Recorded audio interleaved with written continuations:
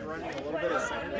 Yeah, you were trying to use the camera for that one. Yeah, I would love to get some like. Well, the thing is, knowledge on like your thought process for running a center position. Like, what am I looking out for? Like, what sort of opportunities am I looking for? We played very differently. So I ran center for the 12s. My whole objective was to make sure anybody in the center didn't come through, and if they did, they died. Okay. So I'm fine with anybody coming through to me. The rest of my line will close the gap, and I'm going to 2v1 these guys down. Okay.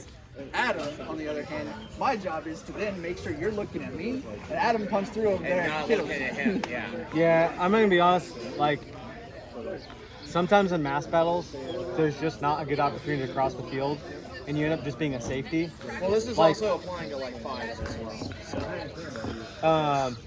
Hang on, were you with the two-handed axe in the middle? In the last two matches, Yeah. I usually rock both.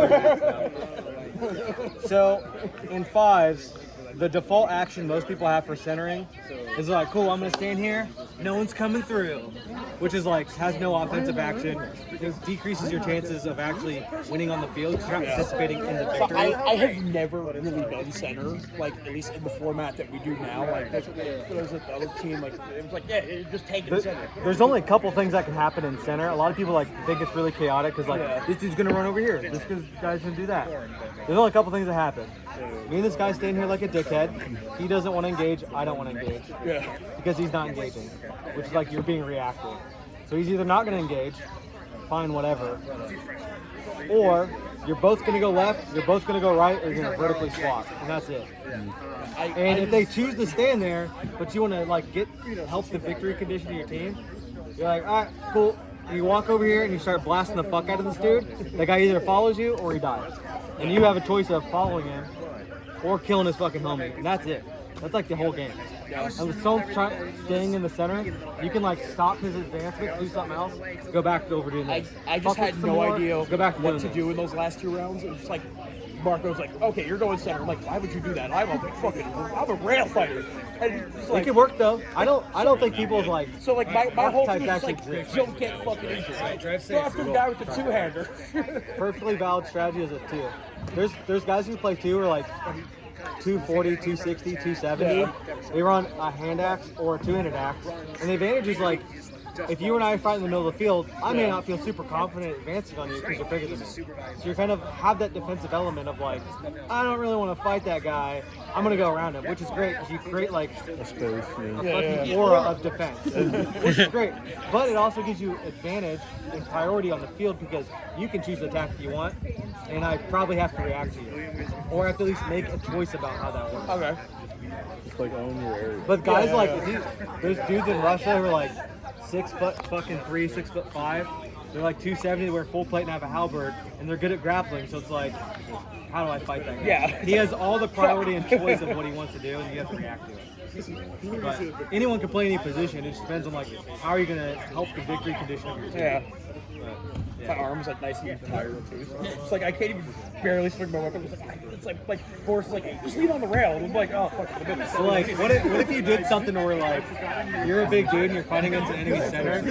What if you did something that just made you look really menacingly? Yeah. And you like pushed at him and he goes, oh fuck, and did this, and you just push in and then you go left and fuck I someone. normally don't. On that last one, he's like, well, come on. I'm just like, fuck, he had to with me. I don't normally do it. A little bit. It gives me like some ideas.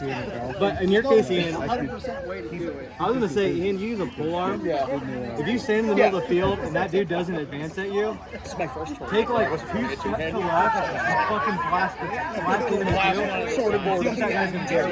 You don't want to wait around while that guy figures out what he's doing. Yeah. Start making shit happen to I make don't that know guy what react. to do when my hands are free from each Like, other. you have a two-handed axe, so someone's like, he's either gonna dive you or he's gonna go over there. Yeah. And by that time, you've got 2-3 shots at his buddy, and you have a temporary 3 versus 2, and just let that guy react. Yeah, because it's just like Adam, I hate to using the interrupt your class, position but to you go play pack the your shit, I'm gonna advantage leave. is the biggest thing that I'm worried about. It's like I could just sit here and just do nothing, or I could do something to help my teammate. But I know you're gonna come for me. So Yeah, so when you're center, I will always like flip to a side. Adam will do this at the beginning of the round sometimes just to see what the 3 does. Like we'll start off with our 2-1-2. And we'll say start fight, he'll take 2 steps, and then we'll go left. And we'll do 3-2 sometimes just to see what the 2 does. And then just Gotcha. get And let into the him, fucking he immediately gets a 1. That 2 then has to turn to me as a 2. That 2 turns, cool, I can crash these guys, and now this 1 is completely set up. Yeah. So you have to basically set up plays with the entire Gotcha.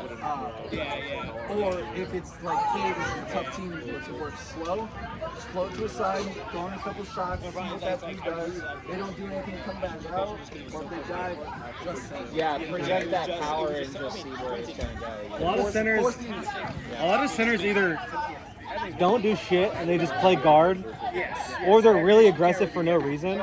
But there's a period of time where you can suss out what the other guy wants to do, and like be really intentional and identify the information, and then see what that information means to you. It can mean something completely different, but like I can generally figure out. I'm like, oh, I walk to the left, and that guy hurries over here to help his teammate. I'm like, oh, that side's a little weak. I go a little to this side and see if he follows me. Like, oh, he doesn't care about this side. I'm coming back over here. So I'm like, oh, that's the strong side. That's the weak side. I'm gonna attack this side. Yeah. Just by his reaction of like how quickly they're gonna do something. And then if they charge me, I'm like, okay, whatever. I'm gonna go over here anyway.